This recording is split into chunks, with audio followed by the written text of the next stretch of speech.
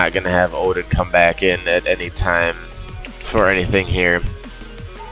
And B, it to me, it just didn't feel like it fit, you know, how everything was going. Everyone knew that we were going to have, you know, Emerald Nightmare. Everyone knew then after that it was going to be Nighthold. We were going to storm that and take down Gul'dan because, you know, we created this timeline by letting Gul'dan go in Draenor. And everybody knew after that we were, of course, diving into the tomb. Initially, we thought that we were going to be, you know, fighting something significant in the tomb, but, you know, we're just taking down Kill JJ, you know. Kill JJ again, this time supposedly in the Twisting Nether. I mean, if you look at the map says the Twisting Nether, but I'm still not buying the fact that it's actually the Twisting Nether, so Kill Jaden will more than likely be back. And then after that, you know, everybody pretty much figured out then that we were going to Argus. The whole random part in there, you know, Trial of Valor, that just really didn't seem like it fit or even had a purpose other than Blizzard going, oh shit, people are getting rid of Emerald Nightmare too fast, we gotta get something a little bit more difficult, you know, as kind of a holdover. Probably because they're a little too afraid of having a content lull like they had back in the end of Draenor for about a year and a half, you know, go through HFC and have your fun. Tomb of Sargeras graphically is a really, really good raid. Once you learn how to, basically how to walk around or where to, you know, how to get where you want to go in that fucking raid, it isn't all too shabby. But for your first time in there, the raid itself, you know, trying to get around, it can be a little intimidating and confusing as fuck. Because let's be honest, you can spend days after you get done with the Desolate Host trying to figure out how the fuck to get back to get to, you know, Maiden, and from there, I mean, if you don't have any patience after Maiden and run away right away, you might miss the fact that you gotta go down in that hole that you've been avoiding to get to your next boss afterwards, to get to Avatar. I mean, they made it kind of confusing how to get to, you know, after you get to the first two, you know, Gorath and the Demonic Inquisition. They kind of made it confusing where to go after that. I mean, who the hell would you think, you know, at that point, why do I need to go hop down the hole? But hey, there's a hole there, you know, let's go hop down that. It takes us where we need to go. I mean, it's confusingly put together. I think it could have used with a little bit more linearity or a little more wing structure, kind of like ICC. Honestly, I would have kind of preferred to see it in a wing structure akin to ICC. You know, of course, where you clear the first wing, you traverse into then this atrium that's got the 3 different wings. You can do them in whatever order you want, and after you clear those, then the main elevator opens up and you go to the last encounter or 2. In this case, it could have been 2 encounters, you know, Avatar and then Kill Jaden. Or you mean you could have, well, yeah, that'd probably actually be the only way that you have to go about it, just for the whole lore aspect of the fact that, you know, it's the old Avatar of, you know, the empty husk of Sargeras. Visually, it is a really, really good raid. I'm kind of pleased with it. I'm pleased with how the raid is tuned. Everything seems to be tuned rather wonderfully. Until, of course, the only one that there might be some issues with, especially coming to Mythic, that'll be the first cuck with Mr. Sazan. I mean, even for a heroic boss, there seems to be a lot of mechanics that requires a lot of precision from a lot of raiders, basically everybody in the group, and a lot of healing on top of that. Which, it's not a problem. I mean, I personally like, you know, raids that feel that way, that there's always pressure on every person to perform to their utmost, but I feel that's something that's better left for Mythic. You kind of go back to how Nighthold was in Mythic. One person fucks up a mechanic, it wipes the entire raid. That, to me, I believe, is what the core or idea of Mythic raiding should be. It shouldn't be you can lose 5 people and still you'll be able to clear the boss. No, you should be able to, you know, maybe get away with losing 1 or 2, by the time, dead at the end of the boss fight. And that's it. I mean, any more and being able to down a boss, it doesn't seem or feel right, and doesn't seem like it will be or is a good enough mythic setup or mythic programming for the boss, in and of itself. So that to me, I didn't mind that a Nighthold. People are complaining how Nighthold is way overtuned because of that. But honestly, I personally think Nighthold's actually right where it needed to be for Mythic. It's yet to be seen where Mythic will be sitting as far as Tomb of Sargeras is concerned, because of course, that's yet to come out. Well, as of recording this, it's yet to come out. When this is finally uploaded to YouTube, who knows? It might have been out for a day or two. It just depends on how busy you get over the weekend. That's another story. But anyways, it seems like on Mythic everything is going to actually tune up, well, like it should. Everything feels it feels fine as far as rating and difficulty levels go. Like I said, outside of Mr. Suzanne. Once you get past the whole Mr. Suzanne cuck and the fact that it seems like Mr. Suzanne is just, holy shit, here we are, get your feet wet, feeling like, it should be the 7th or 8th boss in the raid. I mean, once you get over that, then it's actually really, really decent. But until then, I mean, being the 4th boss, or possibly 5th or even 6th, I don't know, I haven't tried going to the Sisters in the Moon area first, and the Souls. Being, 4, 5, or 6 in the raid, it feels like it could be a little overtuned. 6, yeah, I can see it better as a 6th boss. Especially given Maiden, that one again, if one person doesn't stand where they should be or doesn't do a mechanic that they should, it can waive the entire raid, so that makes sense. Avatar, it feels a little underwhelming. The only thing special about Avatar, if you ask me, is just, mechanics-wise, I should say, are the tornadoes on the final platform after you go underneath. How fast and quick those move, and how quick you have to be on your toes to dodge those. And then, of course, kill Jaden. Obviously, the final boss of it, because, he's Sargeras' bitch, intern, coffee fetcher, whatever you want to call him.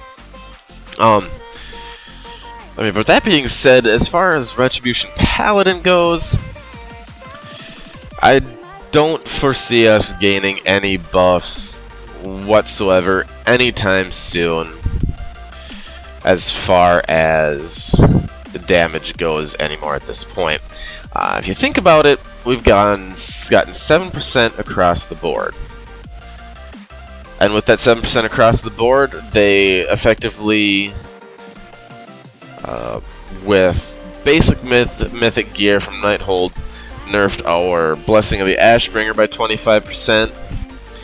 And then as well, nerfed Divine Hammers effectively by 25%.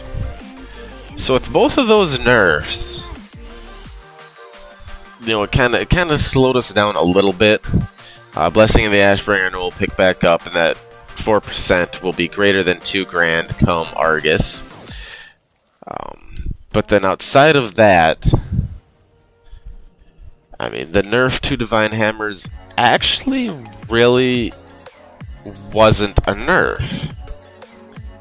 Now just bear with me on this thinking here for a moment. You nerf the ability itself by 25%. You give the whole class across the board, every ability, a 7% buff. Okay. On top of that 7% buff, you're also toting around this 2-piece that increases Blade of Justice / Divine Hammers by 20%. when of course Judgment is up. But when is Judgment not going to be up, you know, as a Retribution Paladin? Because you need Judgment up for your Judgment debuff on the target to, you know, so everything there functions properly. So that's inconsequential. It's something we're already doing as it is. So we really shouldn't, you don't have to be. The only thing that two-piece changes is now we can't use Divine Hammers or Blade of Justice while we're waiting for Judgment to come off cooldown. That's, you know, why we're always going to be sticking with TFOJ. So we have that extra Crusader Strike. Fair enough. So it basically just changed one thing around in the priority, and essentially that was it.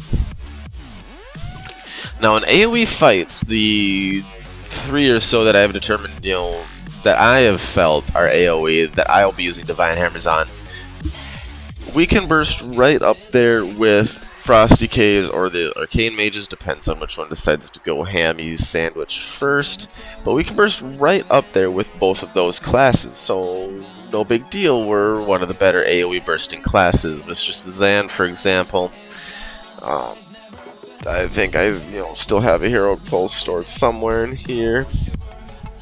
Now, this was one of our longest ones, but the first phase, you know, number 7, you know, no big deal, 100 mil damage. We are right up there with, of course, the mages that are going to be rocking the number 1s with their arcane explosions just by standing there and hitting the one button. I mean, it is what it is.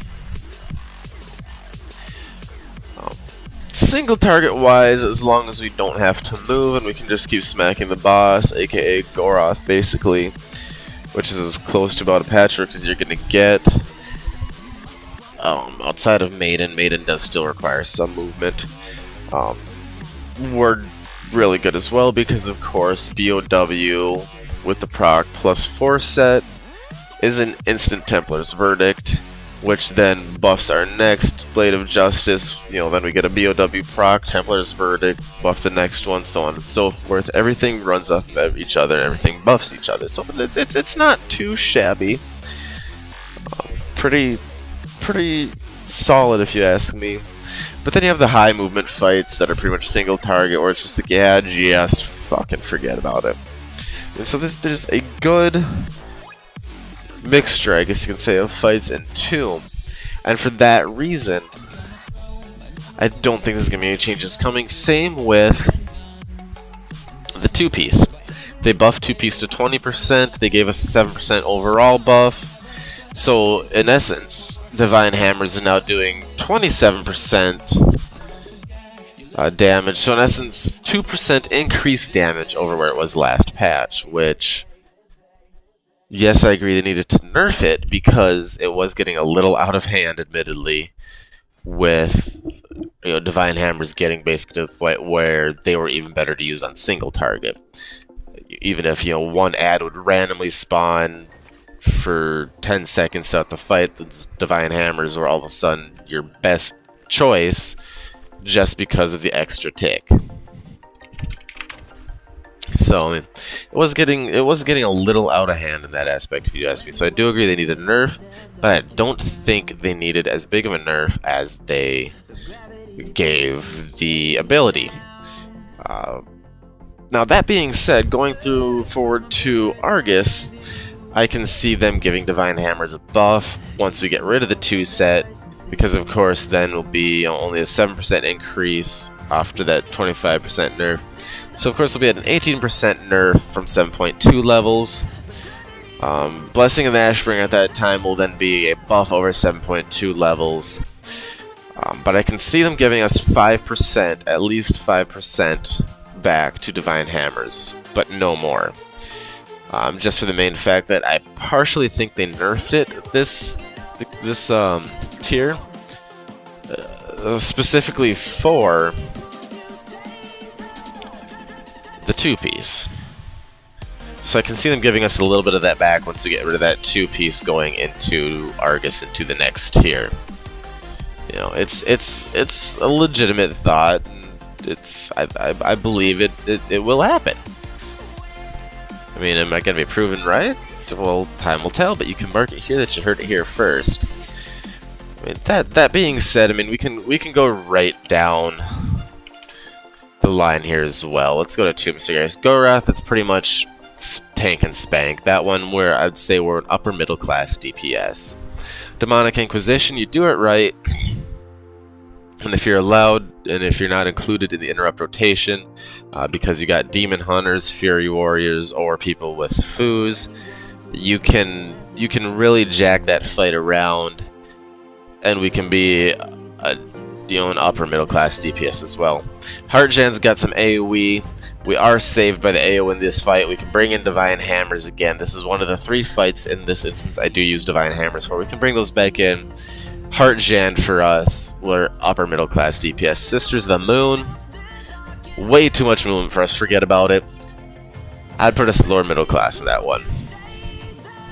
Yes, you can try to minimize some of the movement, but the matter of the fact is, with the way the floor aspect comes into this fight, which honestly is really freaking cool. The way the floor aspect comes into that fight, you got to be constantly moving. Since you got to constantly move, it's as a Retribution Paladin, that really kills your DPS. I mean, if you do it right, you can pull it off perfectly. If not, if you mess up just a little tish, you're gonna drop. So I kind of take it mid tier to lower mid class on that one. Not bottom of the not bottom of the barrel by any means though, because we're still not bottom of the barrel DPS. Like I said, I think we're better off than what people initially thought. Mistress Azine, forget about it. Give yourself some Divine Hammers. Go ham. You're going to be, upper middle class tier DPS. My DPS on that one, of course, was 9th, the 20-man. But of course, I mean, I'm sitting here, 911 item level. Most other people in the guild that I'm in are 920s, so I'm still playing the catch-up game, still a little bit behind. I mean, but I think it also does speak for itself that my theories on some things like that are, kind of hitting right. When some of my parses, when I don't die due to ambient effects, freaking Heartjan pull, are me parsing in the top 200 around people that are 915 to 920 area item level. And so I parse generally I parse around people that have higher item level gear. Plain and simple. But yeah, Mr. Azine, give yourself Divine Hammers, go ham. I mean, well, it's basically made for us. You're gonna love it. Just avoid shit on the ground. Even though there's a lot of movement, there's a lot of coordination that needs to be done. Avoid the green shit on the ground so you don't miss, and just AoE your little heart out. It'll be like I said, upper middle class in that one. Desolate Host as well. Take Divine Hammers, especially on Heroic. There's gonna almost be a constant stream of ads. That being said, with this constant stream of ads, there's no reason not to take Divine Hammers. There's enough uptime on ads to justify it. Then so that one I give us mid tier to upper mid tier DPS. Of course, like I said, not bottom of the barrel, not lower mid, but mid to upper mid area. Maiden of Vigilance, take your BOW, don't even bother the Divine Hammers, there's no ads, Divine Hammers won't give you anything in that one. Pretty much as well another tank and spank, don't cross streams as I like to say, because it's kind of a funny thing to say. And we can, if you get enough buffs, we can be an upper mid tier on that one as well. Fallen Avatar, there's just too much movement in that last phase, but I'll give it a mid tier ranking for us for DPS. Just for the main fact that we can still recover it as long as we can keep a good uptime on the boss. And then as long as you remember to cleave from the Maiden to the boss when you need to be damaging the Maiden. And then kill Jaden, just forget about it. There's brief periods of AoE. But for the most part, your numbers are going to look quite a bit lower than normal for the main fact that you got intermission phases where essentially all you do is just sit there and scratch your ass and avoid mechanics in the first one, and the second one you just run around and two-shot these ads. It's the second one is really fun. I will admit it. It's awesome. It's awesomely put together. That second intermission phase. But with those intermission phases, it really does kill the Ret Paladin DPS. as well as with like the whole rift aspect in the third phase. You're running around those fire orbs. That's time off the boss. You gotta go run and soak something. That's time off the boss. The rift pulling you continuously towards it. I mean, that's also something that you gotta adjust and kind of deal with. But personally, I would put this in lower mid to mid tier DPS as well, as far as we'd rank. I mean, so it's like I said, it's not as bad as people initially thought for Ret Paladins, but at the same time, it's not, all's good in the neighborhood type, goings on here. Now this can be twofold. One, as a Retribution Paladin player, it kind of ticks you off. I mean, you like topping the meters. What we could do in Emerald Nightmare was fucking awesome. I loved the GBOM aspect, how that worked into things, how you were able to find little things that we could work that to our advantage, such as the Fury Warriors, and after that, Assassination Rogues, after they fixed Fury Warriors, how they interacted with it.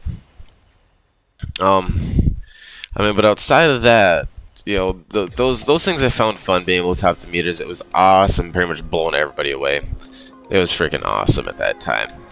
But then going into Trial and Nighthold, yeah, kind of toned it back a little bit.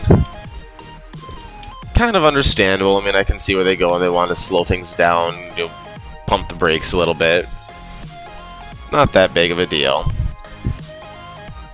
But then we basically travel into Tomb, where they kind of put us at a point where I'd say we're kind of in the mid-tier.